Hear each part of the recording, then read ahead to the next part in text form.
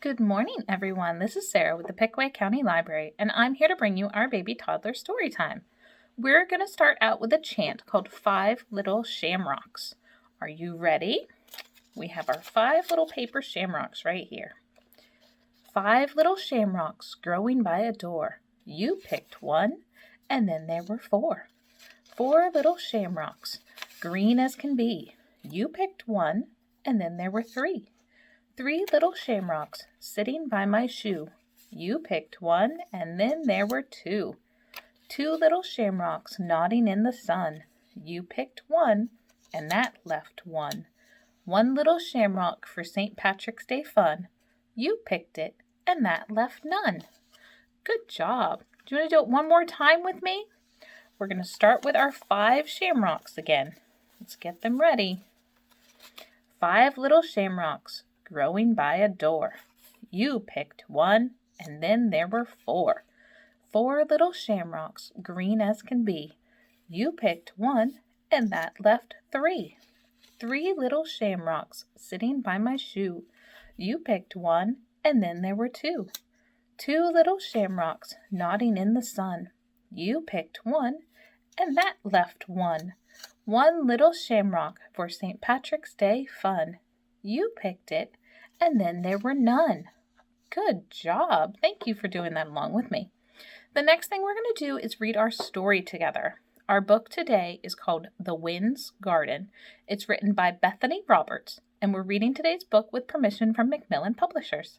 The Wind's Garden. This spring I planted a garden. The wind planted a garden too. I dug the dirt and raked things smooth. Then I planted my seeds. The wind just blew. It swirled around, throwing seeds to the ground, here and there and everywhere. I watered my seeds. The wind didn't water.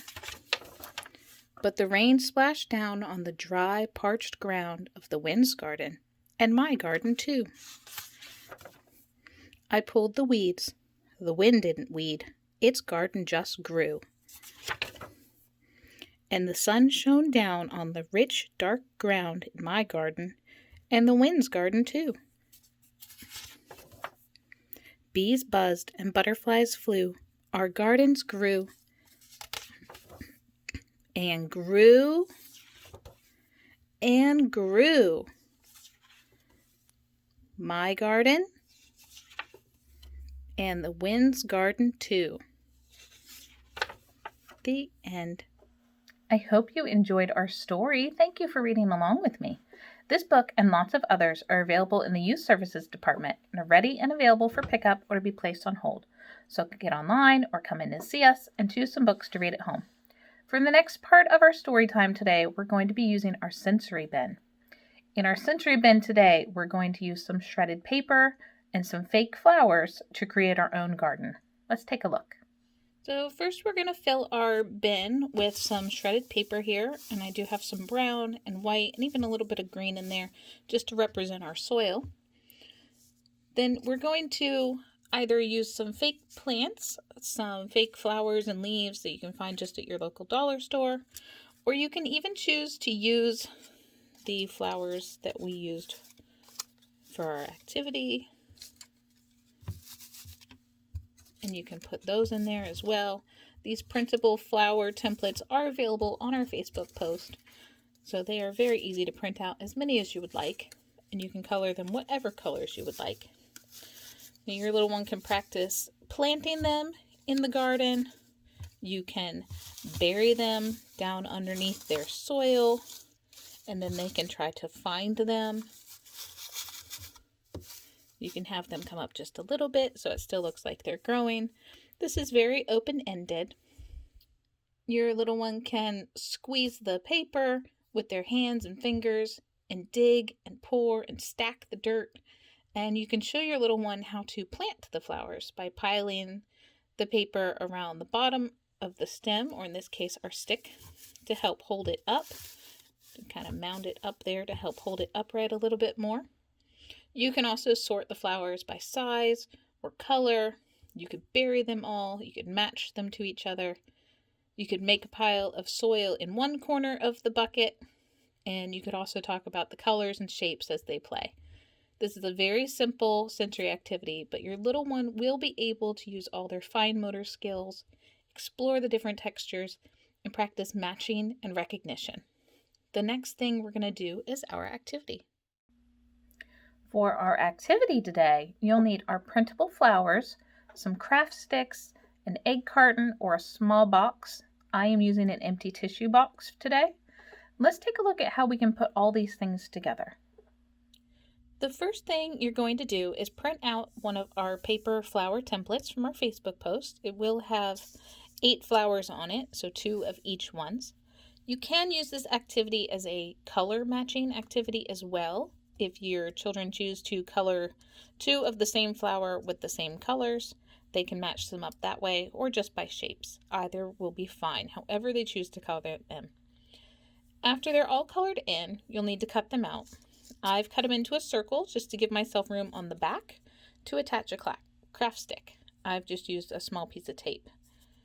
Next, you'll need an egg carton or a small box. I am actually using an empty tissue box today, and I've added a piece of green paper to the top just to make it look more like a garden. And I've cut 8 slits into the top so that the craft sticks will go right in. Now these can go in any order. This is a good time for your little ones to practice their fine motor skills by getting them into those holes so that they would look like this. And then when they take them out, they can try to match up the flowers that are the same. After you have everything ready and your little ones are practicing putting them in and out, you can help them name the colors and count the petals. This is a very open-ended activity, so just keep an eye on what your little one is interested in and keep going. For our craft today, you'll need a paper plate, some clear contact paper, ribbon or a piece of yarn, and to take a nature walk outside. You could also choose to use some fake flowers or pictures that you cut out from magazines as well. Let's take a look. So to start with our craft today, you're going to need just a simple paper plate, and you're going to cut out the center of it, and you're going to put a piece of clear contact paper on the back side, back here, to cover up that hole. I do have one that I've already assembled. You can choose to use real plants and flowers that you find outside on a nature walk. I've chosen to use just a couple of fake leaves from little vines and flower petals, and even some pieces of Easter grass just to fill that in. So you can use fake plants as well, or even pictures that you find online and print out, or pictures from magazines. So this is very open-ended. Depending on what the weather is like, you may not want to go out today. Now when the contact paper has all that your little one wants to put on it, then you're going to put a piece of contact paper on the other side to seal it in. And after that is done, I've just punched one hole and added a piece of yarn through the top so that you can hang it up in a window and let the sun shine through. You can decorate your paper plate before or after you filled in the center, if you so choose. You could give it a name with your little one's name on it. We would love to see what plants and things that you decide to put into your sun catchers. If you would share pictures with us on Facebook, we would love to see them. I'm sure everybody's will be beautiful. I hope you enjoyed our story time today and that you'll join us again next week as we continue to read and learn together.